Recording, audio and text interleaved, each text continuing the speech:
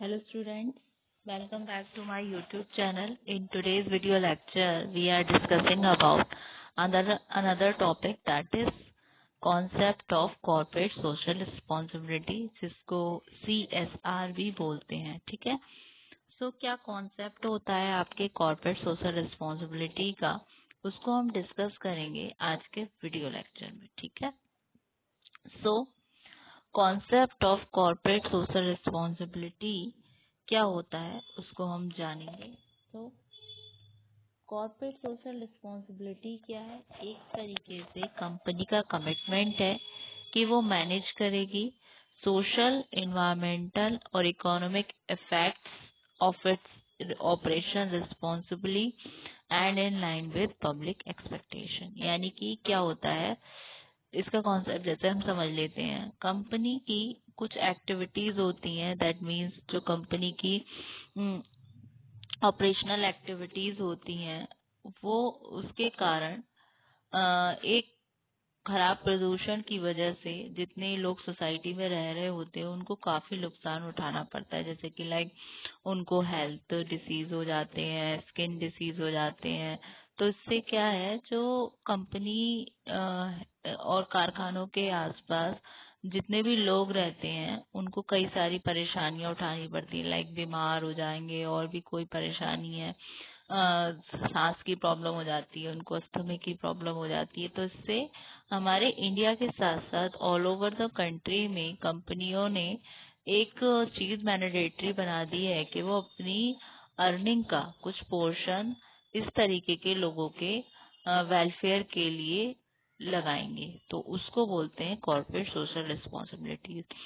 तो बहुत सारी टॉप मोस्ट कंपनीज हैं जो CSR में पार्टिसिपेट करती हैं, लाइक रिलायंस इंडस्ट्री हो गई, जो अब तक 760.6 करोड़ तक इन्वेस्ट कर चुकी है इस चीज में। ONGC हो गई, फिर आपकी इन्फोसिस आ जाती है, ITC आती है, ऑयल इंडिया आती है, और आपकी विप्रो भी आती है। ठीक है, कॉर्पोरेट सोशल रिस्पॉन्सिबिलिटी एक कंपनी का कमिटमेंट है कि वो मैनेज करके चलेगी सोशल, इन्वायरमेंटल और इकोनॉमिक इफेक्ट्स को।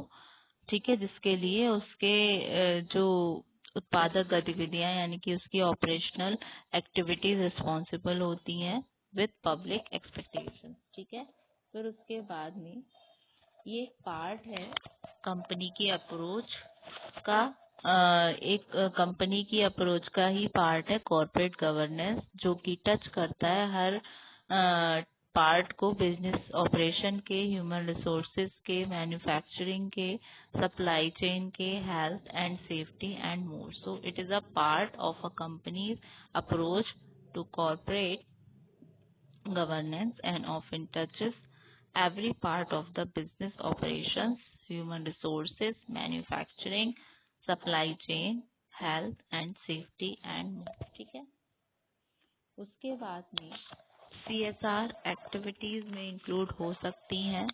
क्या क्या चीजें इंक्लूड होती हैं?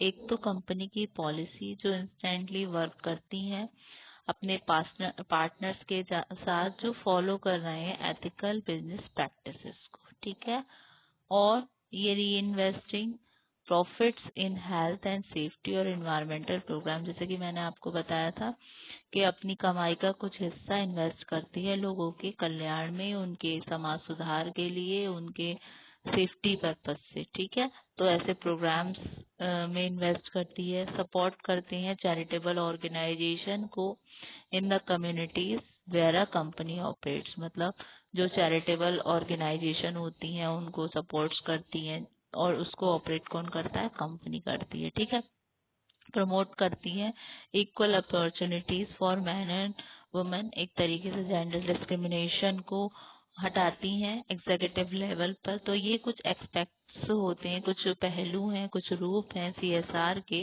जो रिक्वायर्ड होते हैं लॉ के द्वारा। और कहीं ना कहीं ये कुछ एग्जाम्पल हैं, जैसे कि आपकी बैंक्स हो गए, हॉस्पिटल्स हो गए, जो कि लीगली रिक्वायर्ड हैं, जो प्रोटेक्ट करते हैं पीपल के, लोगों के प्राइवेट इंफॉर्मेशन को, और बाकी का आपका वॉलंटरी नेचर होता है, दैट मीन्स ऐच्छिक होता है। ठीक है, तो हम अगर सरल शब्दों में कहें तो CSR क्या है? CSR रेफर कर रही है सेल्फ रेगुलेटिंग बिजनेस को, बिजनेस मॉडल को, जिसका एम है कि उसको कंट्रीब्यूट करना है सोसाइटल गोल्स में और सपोर्ट करना है वॉलंटियरिंग और एथिकली ओरिएंटेड प्रैक्टिसेस को।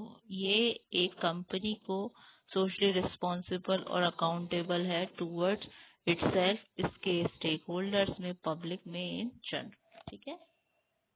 देन क्या इम्पोर्टेंस होती है कॉर्पोरेट सोशल रिस्पॉन्सिबिलिटीज की, ये इम्पोर्टेंट क्यों है उसको हम पढ़ेंगे। ठीक है ना।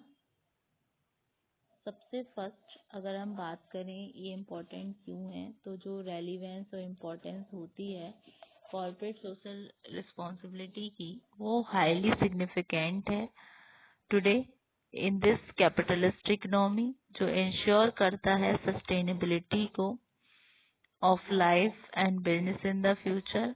एक हैं आपके मैलन बेकर, उन्होंने डिफाइन किया CSR को। ये क्या है कि किस तरीके से कंपनीज मैनेज कर रही हैं बिजनेस प्रोसेस को और to produce an overall positive impact on society. CSR क्या कर रही है, इसके इम्पोर्टेंस से क्या है, कहीं ना कहीं वो चीज़ों को प्रोड्यूस भी कर रही है, प्रोडक्शन भी कर रही है, साथ ही साथ एक अच्छी पॉजिटिव इमेज बना रही है in the eyes of society. ठीक है।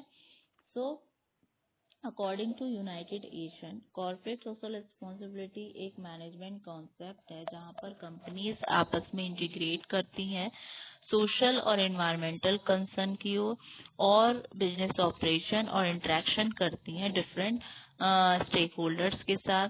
ज़्यादातर इंडियन कंपनीज इंगेज हैं हमारी CSR में, जैसे मैंने एग्जांपल्स भी दिए थे, रिलायंस हो गई, कोल इंडिया हो गई, ऑयल इंडिया हो गई, टाटा हो गई। तो इस तरीके से CSR में way before a lot of Indian companies have been engaged in CSR way before it was made। जब तक ये इम्पोर्टेंट मैंडेटरी नहीं हुआ था कंपनीज एक्ट 2013 में, उससे पहले भी हमारी कंपनीज इंक्लूडेड थी, इंगेज थी CSR में। और लगभग फिर भी 43 फंड जो है कंपनी का 43% फंड जो है CSR का, वो PSU के द्वारा अनस्पेंट है। और कंपनीज देखती हैं CSR को एक तरीके से कॉस्ट सेंटर, लेकिन यहाँ पर लॉट ऑफ इंटेंजिबल बेनिफिट्स भी होते हैं कॉर्पोरेट सोशल रिस्पॉन्सिबिलिटी के। ठीक है। तो हम लुक आउट करेंगे कुछ इम्पोर्टेंट फैक्टर्स पे जो हाईलाइट करते हैं CSR को इंडिया में। सबसे फर्स्ट आता है ब्रांड वैल्यू। एक एक क्विक लुक होती है कि जहाँ पर टॉप 10 ब्रांड्स हैं किसी वर्ड के, जो सजेस्ट करेंगे कि उनकी रिस्पॉन्सिबिलिटी कोर है। ठीक है। सो एक वेल मैनेज CSR प्रोग्राम जो है वो कहीं ना कहीं हेल्प करता है इंक्रीज करने में ब्रांड की वैल्यू, अवेयरनेस और रेजोनेट करता है विद स्ट्रॉन्ग वैल्यू। ठीक है। सो टाटा ग्रुप जिसका एक अच्छा एग्जाम्पल हो सकता है, क्योंकि ये बहुत ही वैल्यूबल ब्रांड है, $19.5 बिलियन का। पीपल अप्रिशिएट करते हैं इस कंपनी को, ना सिर्फ इसके हाई क्वालिटी प्रोडक्ट्स को लेकर, बल्कि उस एक्टिविटीज को लेकर, उन गुड डीड्स को लेकर जो ये कंपनी करती है। लाइक क्या करती है, जो भी पर्सन है, जो भी बंदा है जो एक रेप्यूटेड कंपनी के साथ जुड़ना चाहता है, तो उस रेप्यूटेड कंपनी में अगर मैं कहूँ तो टाटा कंपनी एक फ्रेश एग्जांपल है। टाटा कंपनी से हर एम्प्लॉय, हर पर्सन जुड़ना चाहता है, क्योंकि ये कहीं ना कहीं इसकी इमेज बहुत अच्छी है। इसकी गुडविल के अलावा इसके बहुत सारे ट्रस्ट है जो लोगों के कल्याण के लिए, तो हर कोई किसी एक अच्छी कंपनी के साथ जुड़ना चाहता है। ठीक है। सो एक ये हुआ कि ये ब्रांड वैल्यू। फिर आता है increase sales, customer matters. Company जो लीड कर रही है उनका पर्पस क्या है कि उनको परसीव करना है पॉजिटिवली बाय द कस्टमर, मतलब कस्टमर उनको एक अच्छी तरीके से देखें। उनके लिए इंक्रीज सेल्स के साथ साथ कस्टमर भी मैटर करता है, मतलब कस्टमर सेटिस्फेक्शन नीड है, कस्टमर की नज़र में अपने आप को पॉजिटिव रखना चाहते हैं। तो एक स्टडी के अनुसार 88% पीपल ने पे सर्वे हुआ कि वो क्यों खरीदेंगे, क्यों प्रोडक्ट खरीदेंगे एक रिस्पॉन्सिबल कंपनी से। तो 85% जो पीपल थे वो ये कहते थे कि वो उस कंपनी को सपोर्ट करेंगे जो उनकी कम्युनिटी को सपोर्ट करेगी। ठीक है। सो एम्प्लॉय रिटेंशन एंड एंगेजमेंट, एक टाइम था जहाँ पर पीपल अपनी जॉब को देखते थे like bread and butter perspective alone, लेकिन आज के टाइम में हायर पर्पस जो है वो उनका मंथली सैलरी के साथ साथ एक रेपुटेशन भी है कि उनकी क्या गुडविल है, क्या उनकी इमेज है कंपनी में। तो कहीं ना कहीं एम्प्लॉय रिटेन उसी कंपनी के साथ रहता है जहाँ पर उसकी जॉब अपॉर्चुनिटी, मतलब उसके फ्लॉरिश होने के चांसेस ज्यादा हो, जॉब सिक्योरिटी हो। तो एम्प्लॉय एंजॉय करता है उन कंपनीज के लिए जिनकी एक अच्छी इमेज है, एक पॉजिटिव पब्लिक इमेज है। तो CSR इनिशिएट करता है इनकॉर्पोरेट करने में वॉलंटरी प्रोग्राम, जो कहीं ना कहीं वैल्यूज को फॉस्टर करती है, जैसे एक क्लाइंट की बीच में और एम्प्लॉय के बीच में, और एम्प्लॉय और कंपनी के बीच में एक एम्पैथी और लॉयल्टी बनी रहती है, जो कहीं ना कहीं लीड करती है बेटर टीम वर्क को। और एक वेल नोन फैक्ट है कि अगर हैप्पी एम्प्लॉय होगा तो वो कंपनी को छोड़ के नहीं जाएगा, कंपनी में अपना 100% देगा। फिर कॉस्ट सेविंग, जैसे कि हमने पास में पढ़ा था, इसको एज अ कॉस्ट सेविंग देखते हैं। ठीक है। फिर उसके बाद में पॉवर्टी एलिविएशन, कहीं ना कहीं ये पॉवर्टी को दूर करने का भी प्रयास करता है CSR, मतलब जो लोग ग्रसित हैं कंपनी की उत्पादक गतियों से और अपना इलाज नहीं कर पा रहे या बहुत ज्यादा परेशान है, तो सिचुएशन में कंपनी जब इन्वेस्ट करती है अपनी कमाई का कुछ हिस्सा, तो कहीं ना कहीं पॉवर्टी का भी एलिविएशन होता है।